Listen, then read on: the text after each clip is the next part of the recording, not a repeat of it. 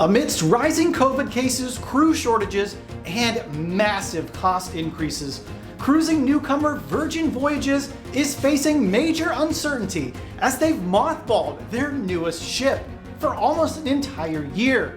Now, rumors are circulating that the company may not make it at all. So let's talk about it.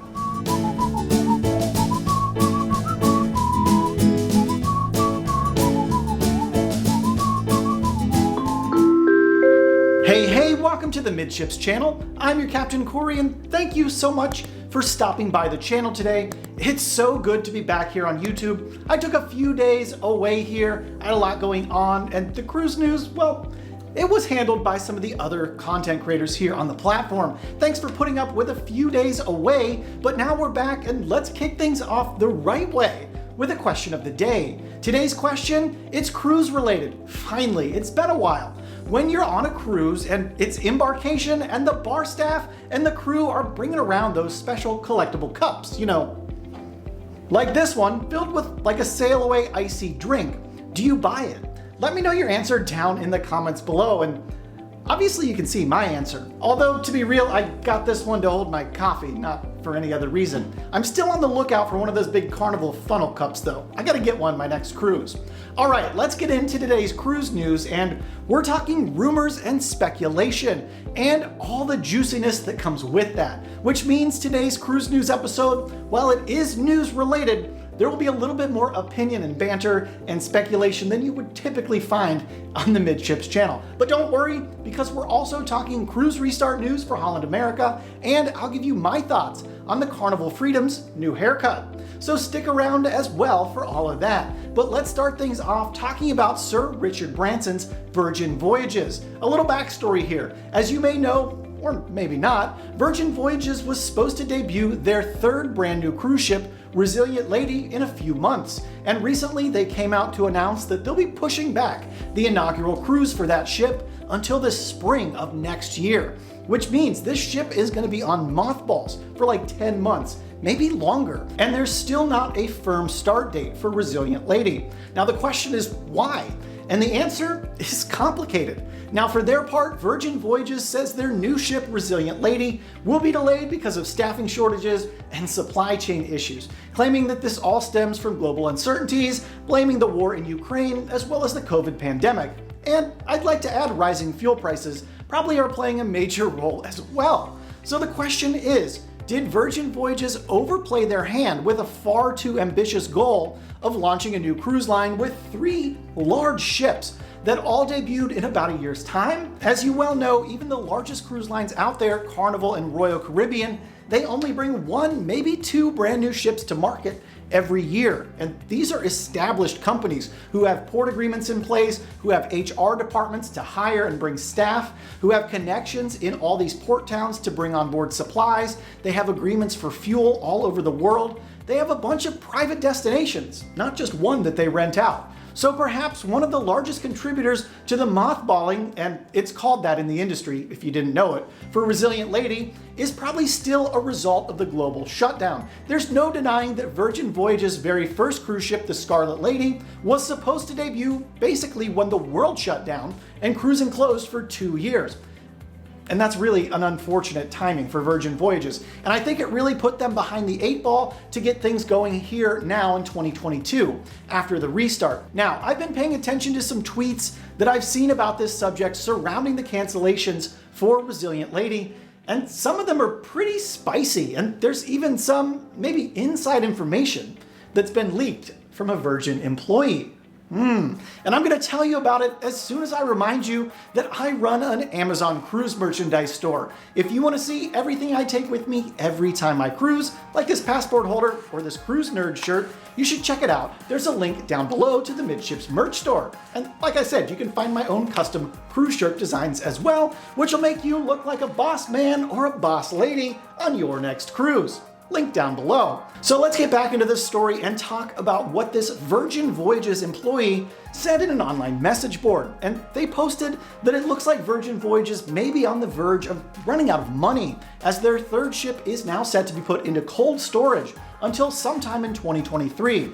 And up until just a few days ago, the company was still trying to fill crew on the brand new ship so she could start operating later this year. This sudden decision looks like something's happening behind the scenes at Virgin Voyages. Now, this could be pure speculation. Remember, it comes from an anonymous source through an online blog. So don't take it as the word of gospel. And doing a little bit of digging around Virgin Voyage's social media accounts, especially their posts surrounding the cancellation of Resilient Lady, doesn't exactly paint a fantastic picture as to what's going on here. You can see here, in response to Virgin's offer of a $500 per cruiser refund for travel expenses, one frustrated canceled cruiser says, "Cool, I don't think the $500 per person is going to cover our $1,700 a person flights." Now, for their part, Virgin Voyages does say they are willing to work through getting refunds for travel expenses on a case-by-case basis with individuals, and further reading some of the comments on their Twitter, at least it sounds like when you can get through to their customer service, they are indeed working with people. But it sounds like at this point, it's a pretty lengthy process, with some people really frustrated posting about it online. Unfortunately, in this day and age of staff shortages, this is more than likely going to become commonplace across the industry until things start to settle down, or the cruise lines figure out a way to better either outsource or bring on more people to offer customer service and handle issues like this. And I would like to add credit where it's due to Virgin Voyages. It sounds like even for the crew that they were trying to bring on the Resilient Lady, they're still going to try to find work for these crew members on their other two ships. I'm sure a lot of this problem stems from the fact that they launched a brand new cruise line the day that the world shut down. That's just a bad deal altogether. All right, let's switch gears to cruising a little closer to home here. We're talking about Holland America. They just recently reached a huge milestone, and they're joining the Fully Back to Cruising Club, FB2C. Is that what we call it? The FB2C Club. Yeah, that's good. If you have a better name though, let me know in the comments. Yesterday marked the return to service for the Holland America Westerdam, as she set sail for the first time in over 2 years from Seattle, Washington. And to put into perspective just how long it's been since people have set foot on the Westerdam to pay money to be there, the last guest set foot on the ship February 19th of 2020. So it's been quite a while since this beautiful ship has carried any passengers. And for her first cruise, she's going to be running a 7-night Alaskan Explorer cruise out of Seattle, calling in Juneau, Hubbard Glacier, Sitka, Ketchikan, as well as Victoria, BC. And remember, the Westerdam was supposed to be cruising later this year over in Asia, but due to the ongoing uncertainty and COVID restrictions over cruising in that market, the decision was ultimately made to reposition Westerdam, and she'll now be sailing a 51-night South Pacific, Australia, and New Zealand cruise starting October 2nd, leaving from Seattle. I wonder how many folks will be flying to Seattle to hop on board Westerdam for that exciting trip. And it wouldn't be a Midships episode without me mentioning Carnival Cruise Line. Of course, you all know what happened a few weeks ago on board the Carnival Fire. I mean the Carnival Freedom. Well, Freudian slip, great news, the Freedom is back in the swing of things with a new look and a new haircut. Her whale tail's missing. It's really kind of strange to look at, but I'm definitely going to be booking on the Freedom in the next probably 2 or 3 months just to take some pictures with this weird funnel, because you're not going to see this anywhere else. And I think it'd be a really fun time. Now, with that said, I do want to let you know that I'm officially 12 days away from my next cruise. I'm still not going to let you know where from, what ship, what line, or anything else. But if you would like to know about a cruise that I'm taking in the future, well, you should join me on my Carnival group cruise. It's October 24th out of Charleston, South Carolina. We cruise on board Carnival Sunshine, and I'd love for you to join me along the way. I've actually secured some really good group rates on board that ship. So if you've noticed that most cruise prices have gone up sky high lately, well, we locked in lower rates. So if you're looking to take a cruise this fall, it's a really good value and we'll have a really good time. There's a link in the description below for more info.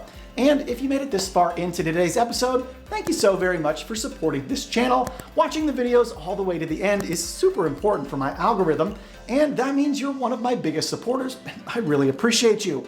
Thanks for stopping by the channel today, and until tomorrow, we'll see ya on the Midships. I gotta go schedule a COVID test for this cruise. I leave on the 25th, and Comment below if you think I should spill the beans on what ship and where I'm cruising from. I'm a little curious. And for those of you that were asking about the cat, she's over there. I'm just a little off over there. She's off camera. Maybe next time we'll bring her in again. See ya. La la la la la la la la la la la la la la la.